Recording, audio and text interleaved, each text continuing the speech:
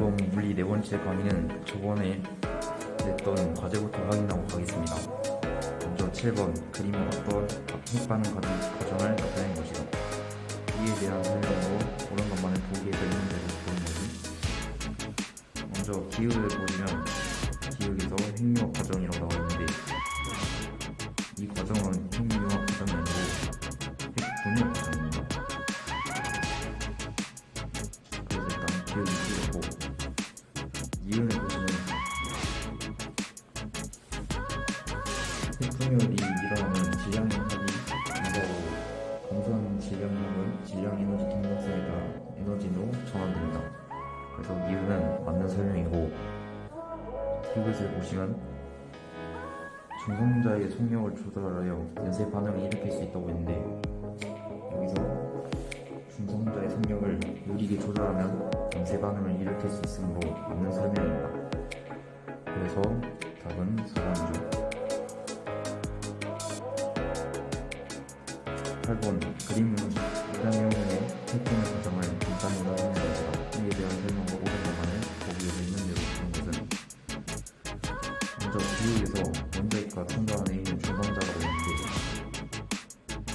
우라늄 원자핵이 충돌한 핵분열을 일으키는 원자의 숫자는 중성자가 중성자가 맞습니다. 이윤에서 태양 중심부나 수십억도의 초고온 상태에서 일어나는 현상이라고 하는데, 태양 중심부와 같이 수십억도의 초고온 상태에서 일어나는 것은 핵융합 반응입니다. 이 과정은 핵분열 과정이기 때문에 틀렸겠죠. 이웃에서 핵분열을 하기 전 질량합은 핵분열 후 질량합보다 크다고 했는데, 핵분열 전 질량합보다 핵분열 후 질량합이 줄고 질량합이 발생하기 때문에 맞는 설명입니다. 따라서 보면 3번에서 다음은 우라늄 이상의 핵방식을 나타내는 것이다. 이에 대한 설명 모르는 것만을 보기에서 있는 대로 보는 것은. 먼저 9번의 기울은 내연결선에 의해 핵반응으로 질량합이 핵반응 정보가 줄어들기 때문에 기울은 맞는 설명이고요. 이온에서 핵반응 후 생겨나는 원자핵은 핵반응적 원자핵보다 가볍다고 했는데, 핵분열은 원자핵이 2개 이상의 다른 원자핵으로 나오자 핵반응 후 생긴 원자핵은 반응작 핵원자핵보다 가벼운 게 맞습니다. 디귿에서 핵반응 과정에서 방출되는 에너지는 질량 계산에 의해 유리한 것이라고 적혀있는데, 여기서 핵반응에서 방출되는 에너지는 아인슈타인의 질량 에너지 방정성에 의해 핵반응에 발생하는 질량 에너지로 변환되는 것이므로 맞는 설명입니다. 따라서 답은 5번입니다. 10번 그림 가나는 핵융합과 핵분열 과정을 순서 없이 나타낸 것이다. 이에 대한 설명을 옳은 것만을 보기에서 있는 대로 보는 것은. 먼저 가를 보시면 가는 핵융합 반응이고, 나는 핵분열 과정입니다. 그래서 일단 기울은 틀렸고, 니은에서 기울에 해당하는 입자는 중성자라고 적혀있는데, 가에서는 중수소 원자핵과 중장수소 원자핵이 용어 발열 헬륨 원자핵과 중성자가 되고, 나에서는 우라늄이 중성자를 누수하여 두 개의 원자핵으로 분열하면서 고속 중성자를 방출합니다. 따라서 기울은 중성자가 맞고요. 기울에서 핵반응에서 방출된 에너지는 질량계수에 있는 것이라고 합니다. 핵융합과 핵분열은 모두 질량계수에 의해 에너지를 방출하기 때문에 맞는 설명으로 답은 5번입니다.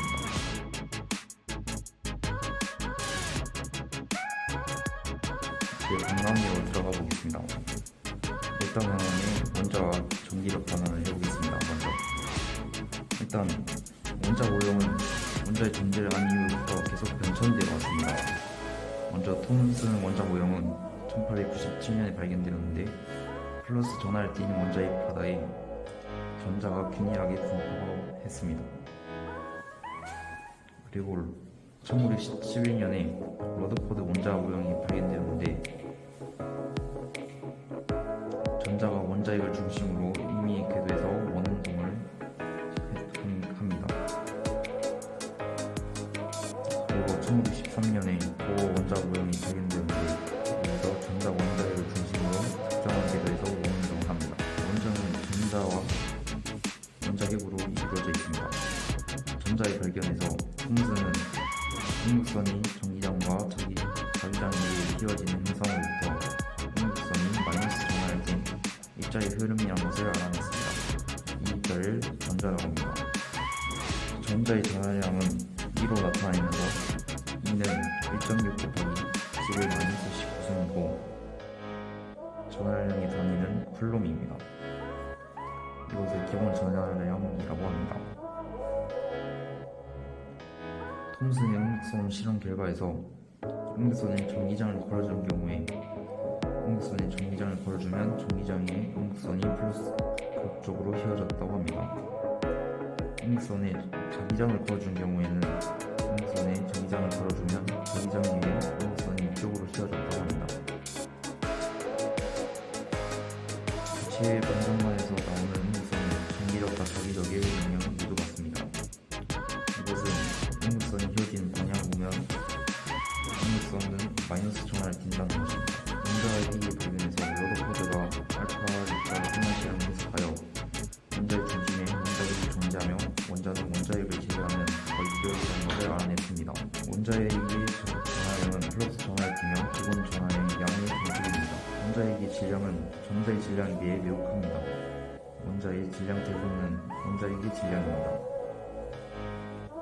러더포드의 알파 입자 선환 실험 결과에서 원자핵은 원자의 중심에 위치하면서 원자는 원자핵을 제외하면 거의 비어있다고 결과가 나왔습니다. 이제 전기력을 한번 알아보겠습니다. 전기력은 두 전하 사이에 작용하는 힘입니다.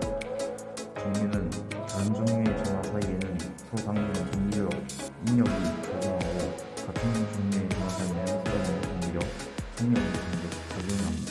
쿨롬 법칙은 두 전하 사이에 작용하는 전기력 크기 F는 두 전하량 Q1의 곱에 비례하고 두 전하 사이의 거리 R의 제곱에 비례합니다.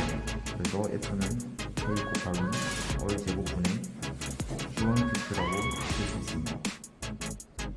그리고 진공에서의 큰 상수는 Q는 9.0 곱하기 10의 9승입니다.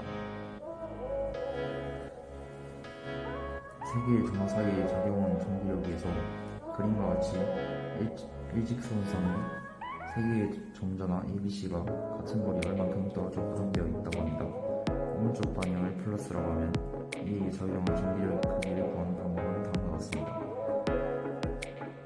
1번 다른 전하로부터 받는 전기력을 구하는 구하고 2번 쿨롬 법칙에 따라 각각의 전기력의 크기를 모두 구하고 3번 다른 전하로부터 받는 전기력을 모두 더한 합력을 구하는 것입니다.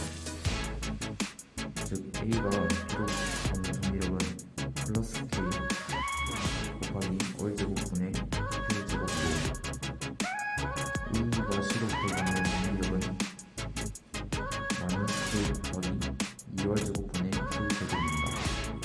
따라서 A의 적용한 전기력은 플러스 K 곱하기 R제곱분의 Q제곱 마이너스 K 곱하기 2R제곱분의 Q제곱 즉 플러스 K 곱하기 2열 제곱분의 Q제곱입니다.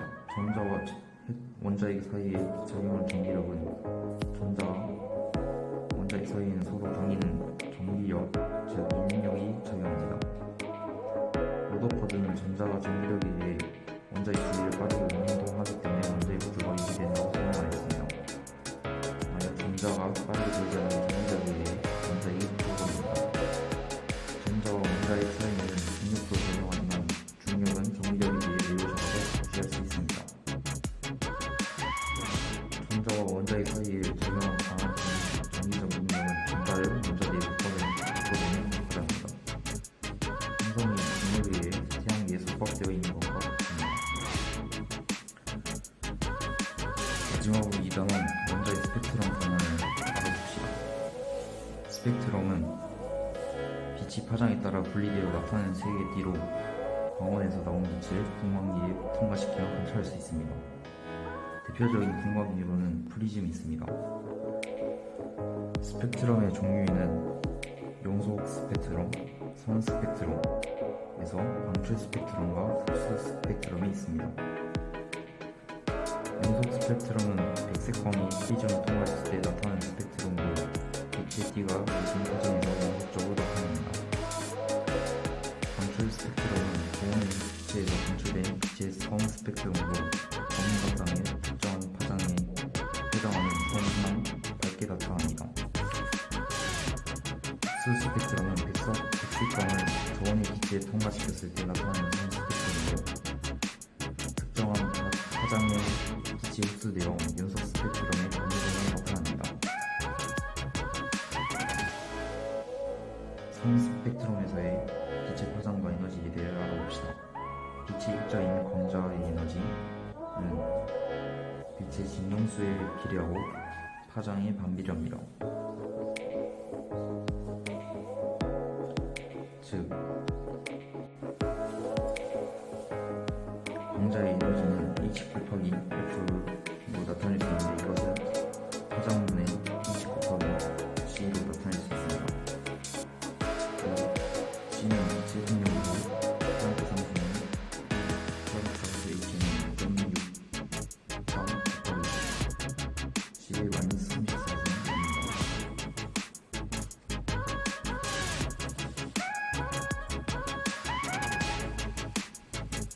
원자 오형과 에너지 주행에 대해서 알아봅시다.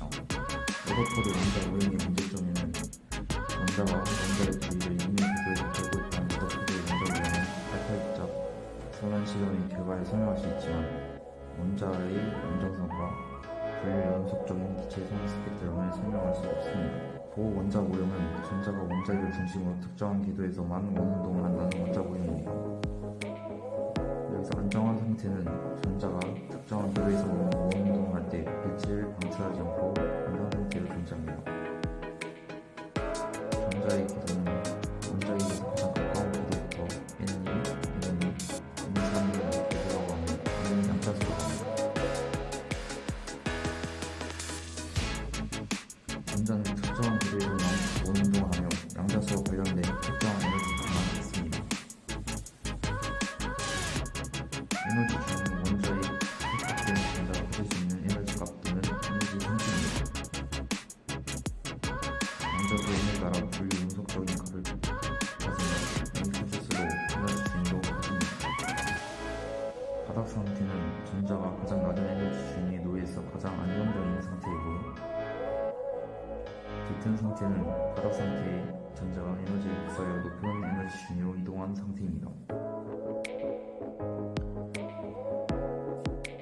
그림은 수소 원자의 에너지 준위를 나타내는 것인데, 에너지 준위 방향은 양자수가 커질수록 좁아집니다.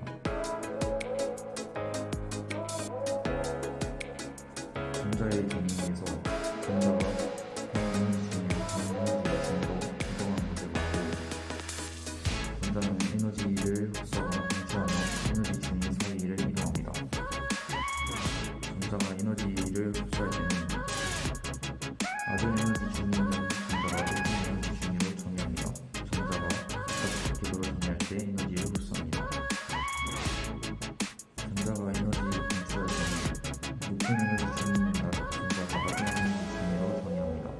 전자가 안쪽 궤도로 전이할 때 에너지를 방출합니다. 전자가 전이할 때 방출하거나 흡수하는 빛, 즉 광자의 한 개의 에너지, 광자 에너지는 두 궤도의 에너지 준위의 차이와 같습니다. 그래서 광자 에너지는 H 곱하기 F 파장분의 H 곱하기 C로 나타낼 수 있습니다.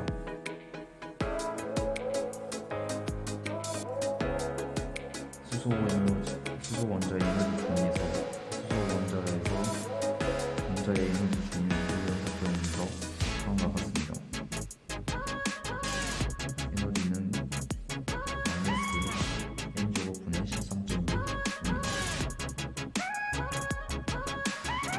전자가 짙은 상태에서 보다 안정한 상태로 전이할 때 방출 스펙트럼이 더하며 라이먼 계열,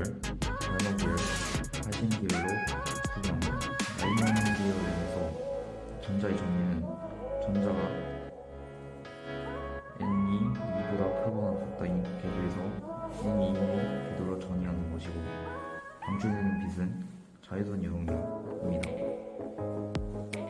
말모 계열에서 전자의 전이는 전자가 N이 3보다 크거나 같다인 궤도에서 N이 닌 궤도로 전이합니다.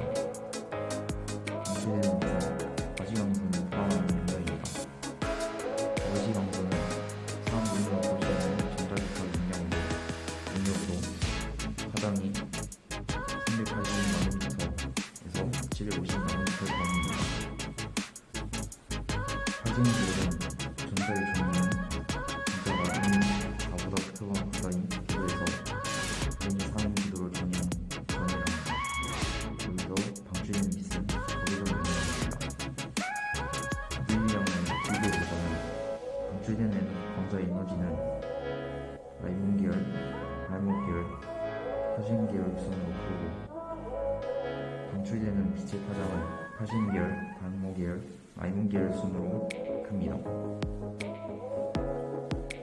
수소의 가시광선 영역 스펙트럼 해설에 보시면 그림과 같이 수소 원자의 가시광선 스펙트럼 영역에서 나타나는 스펙트럼의 파장은 4개입니다. 전자가 2, 3, 4, 5, 6인 그래서 1, 2, 2, 그 정렬 때 가시광선의 영역 빛이 절대입니다.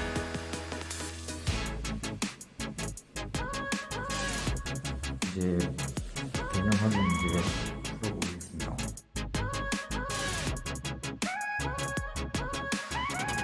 먼저 빛의 띠가 모든 파장에서 연속적으로 나타나는 스펙트럼을 말하는 것은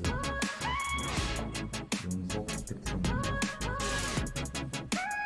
2번 원의 위치에서 방출되는 빛의 선 스펙트럼은 방출 스펙트럼입니다. 3번에서 백색감을 전에 기체에 통과시켰을 때 나타나는 검은 선의 스펙트럼은 흡수 스펙트럼입니다. 호 원자 모형에서 원자에서 전자는 특정한 궤도에서 운동하고 전자 에너지는 원자가 되어 있습니다. 5번에서 원자에 속박되는 전자가 받을 수 있는 에너지 각도는 에너지 상태를 에너지 중이라고 합니다.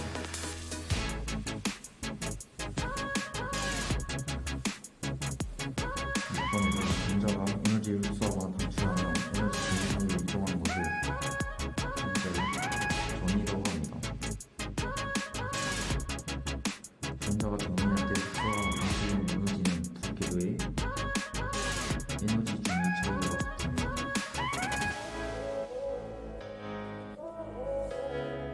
빛의 주쟁량수에 따라 계량합니다.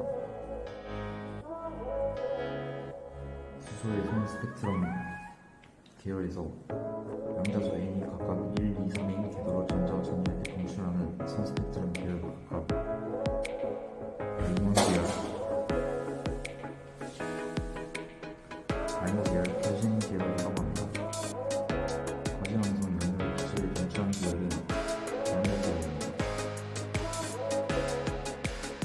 이상으로 강의를 마치겠고 밑에 문제를 풀어보시면